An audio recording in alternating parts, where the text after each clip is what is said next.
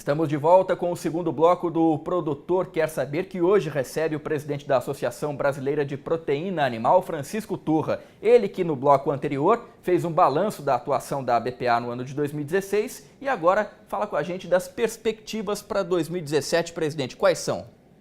Bem, não dá para a gente dizer que depois de um ano muito difícil da economia brasileira como um todo, nós vamos entrar no mar de rosas. Mas eu acho que há um cenário bem melhor já para a final do ano, porque o mercado externo continuou bem. Nós temos 160 países abertos para carne de aves do Brasil. Ovos estamos exportando, genética, que é um capítulo à parte que eu vou tratar em seguida, também. E carne suína, graças a Deus, estamos hoje chegando nos maiores consumidores do mundo. Estamos na Rússia, estamos em Hong Kong e na China também. E além, é claro, de mercados interessantíssimos para nós, que agora estão sendo abertos, a Coreia do Sul, o México, que breve estará conosco também. Então, a carne suína, para dar uma ideia, nós exportamos 40% a mais que o ano passado. E a carne de aves em torno de 8%. Quando você fala em crescer esse ano, é de assustar, né? Porque você vê o PIB, etc., tudo está ou parado ou caindo. Então, eu acho que nosso setor teve um desempenho nesse sentido bom. Precisamos ter aí insumos necessários e a um preço compatível e tomara que o mercado interno reaja melhor com o aquecimento da economia. Porque, olha, 12 milhões de brasileiros desempregados, a gente tem que saber que isso tem significado. E outra coisa, o poder aquisitivo caiu muito, todos sabem, queda do PIB constante, etc. Isso é muito ruim.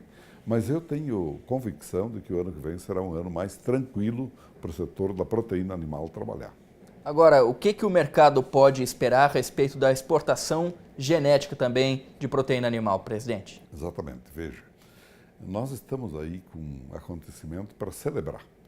Além de a gente não ter tido nunca um foco de gripe aviária, no caso de aves, e, claro, de bovinos, febre aftosa, de suínos, peste suína, liberamos tudo, nós estamos com um status sanitário que é um passaporte para o Brasil, porque você pode ter qualidade, mas você, não tendo sanidade, você não vai a lugar nenhum. E o Brasil nisso é impecável. Acho que é um país que está num nível muito elevado, isso é tudo.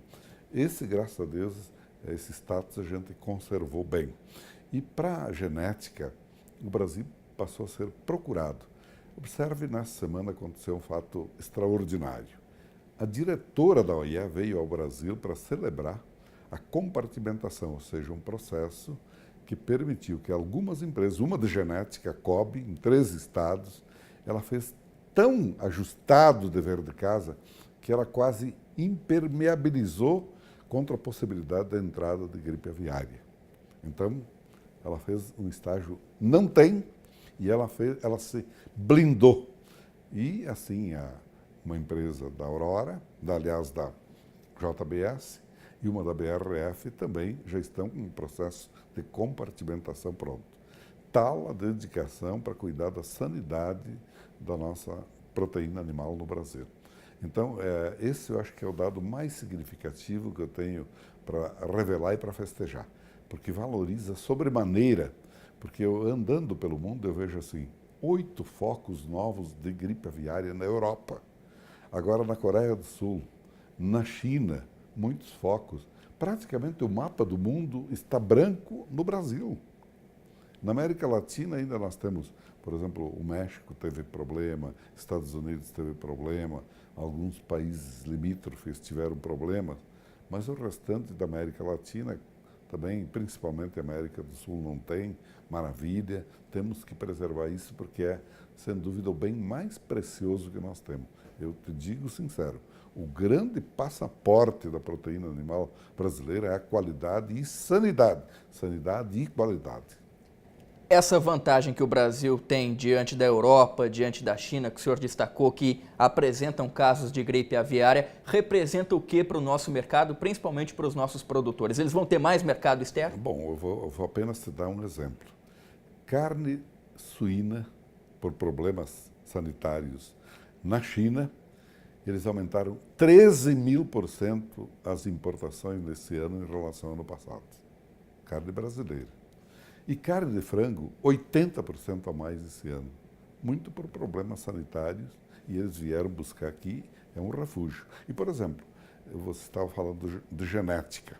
A COB é uma empresa de genética, ela praticamente vai ter também um passaporte permanente para o mundo que tem contaminação, problemas. E aqui ela recebe da OIE a certificação de que está compartimentalizada.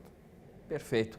E a partir daí, como é que o Brasil deve agir para justamente manter essa blindagem que o senhor destacou, esse isolamento da gripe aviária? Olha, há um esforço do governo, da iniciativa privada, um trabalho conjunto, para fazer com a maior intensidade possível um sistema de vigilância, de proteção, porque não é você apenas só ir atacar um problema que aconteceu, mas é prevenir para que não aconteça.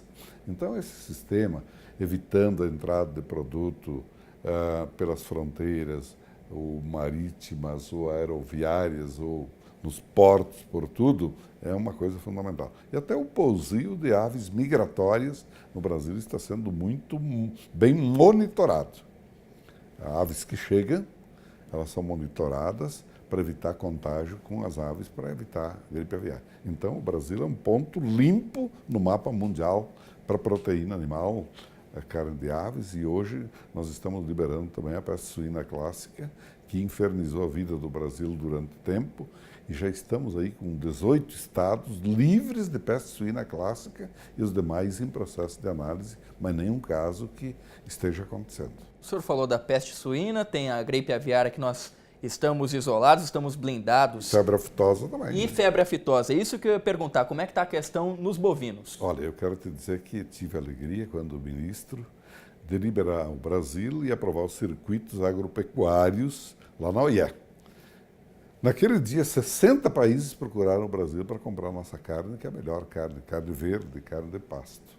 Bem, de lá para cá foi conservado, tivemos focos, o problema foi brutal, mas hoje praticamente nós estamos com o território livre, não há notícia de um caso sequer, e há regiões que vão partir para livre sem vacinação. Santa Catarina, no caso. Santa Catarina sem vacinação.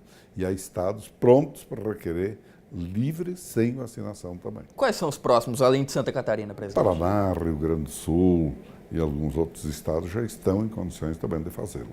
Existe uma perspectiva desse cenário nesses estados se repetir em todo o Brasil? Existe, gradativamente sim. Claro, gradativamente e também responsavelmente para não incidir em algum equívoco que possa jogar o Brasil no fundo do poço. Porque gripe aviária, peste suína clássica e febre aftosa, meu Deus, é um desastre. Presidente, a recente permissão dos Estados Unidos em receber carne in natura brasileira mostra então que os americanos confiam na nossa carne, né? Não só eles, mas veja um detalhe. Carne de frango.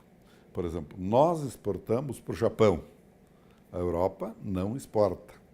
Os Estados Unidos não exporta para o Japão, que é um país exigente. Para a Europa, nós exportamos carne de frango. Estados Unidos não exporta para a Europa. Ou seja, nós somos bem mais confiáveis aos olhos dos europeus do que os Estados Unidos. Eles tiveram um problema, nós nunca tivemos. Perfeito, presidente. Para encerrar, diante de todas essas notícias boas que a Associação Brasileira de Proteína Animal compartilha com a gente aqui, qual que é a mensagem que o senhor deixa agora para o produtor, para o criador, para as perspectivas dele em 2017 via canal do produtor? Bom, em primeiro lugar, eu acho que tanto boi, aves, suínos e tudo, sanidade é algo incrível. A gente tem que seguir as normas, a orientação, ser parceiro nisso, para não cometer nenhum deslize e perder uma história inteira. Segundo lugar, a qualidade do produto é natural. Eu vou dar só um dado aqui que é precioso e eu preciso dar. Por exemplo, o mundo descobriu o milho brasileiro agora. O mundo descobriu que na Rússia a média de clima é 5 graus abaixo de zero. Na China é 7. Nos Estados Unidos é 14. Na nossa vizinha Argentina é 14 também. E o Brasil 24 a média. Ou seja, um milho tropical, diferente, com sabor, com valor proteico muito mais elevado. Esse é o Brasil, é um milagre. Nós somos o país produtor de alimento. E eu quero te dizer, para finalizar, uma coisa. a ilusão de muitos, assim, o Brasil, pré-sal, e petróleo, e tudo. Nossa riqueza é produzir alimentos para o mundo. Onde eu andei, nunca ouvi alguém me dizendo, mas a tecnologia dos veículos brasileiros, a loucura disso, daquilo. O encantamento é o Brasil produtor de alimentos, que países por clima, por condições naturais, não têm condições de competir conosco.